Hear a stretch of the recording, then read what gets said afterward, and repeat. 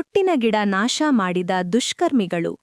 ಮಂಡ್ಯ ಜಿಲ್ಲೆಯ ಪಾಂಡವಪುರ ತಾಲೂಕಿನ ಮೇಲುಕೋಟೆ ವಿಧಾನಸಭಾ ಕ್ಷೇತ್ರ ಹಾಗೂ ಪೊಲೀಸ್ ಠಾಣಾ ವ್ಯಾಪ್ತಿಯ ಸುಂಕಾತೊನ್ನೂರು ಗ್ರಾಮದ ವಿಕಲಚೇತನ ಪದವೀಧರ ರೈತ ಎಸ್ಸಿ ಲೋಕೇಶ್ ರವರು ಈ ಬಿರುಬೇಸಿಗೆಯಲ್ಲೂ ಅರ್ಧ ಎಕರೆ ಭೂಮಿಯಲ್ಲಿ ಚೊಟ್ಟು ಅಂದರೆ ಹಲಸಂದೆ, ತಗಣಿ, ತರಗುಣಿ, ಪೈರು ಎಂದೆಲ್ಲ ಹೆಸರುಗಳನ್ನು ಬೆಳೆದು ಅದು ಬಾಗದಂತೆ ಟೊಮ್ಯಾಟೊ ಗಿಡಕ್ಕೆ ಕಟ್ಟುವಂತೆ ಕೋಲುಗಳನ್ನು ನೆಟ್ಟು ತಂತಿ ಹಾಕಿ ಗಿಡ ಹಬ್ಬಿಸಿದ್ದರು.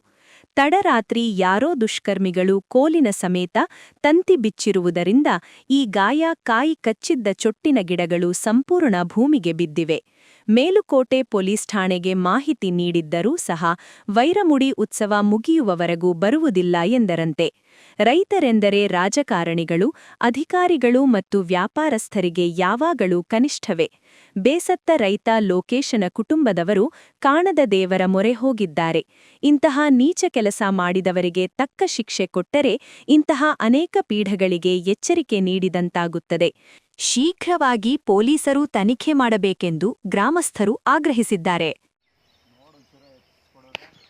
ನೋಡಿ ಸ್ನೇಹಿತರೆ, ಪಾಂಡವಪುರ ತಾಲೂಕು ಮೇಲ್ಕೋಟೆ ಸುಂಕಾತೊನ್ನೂರು ಗ್ರಾಮದ ಎಸ್ಸಿ ಲೋಕೇಶ್ ಅವರ ತೊಟ್ಟಿನ ಗಿಡನ ಯಾರೋ ದುಷ್ಕರ್ಮಿಗಳು ಒಂದು 20 ಕುಂಟೆಲಿ ಎಲ್ಲನೂ ತಂತಿ ಕಟ್ ಮಾಡಿ ತುಂಬ ನಷ್ಟ ಮಾಡಿದ್ದಾರೆ.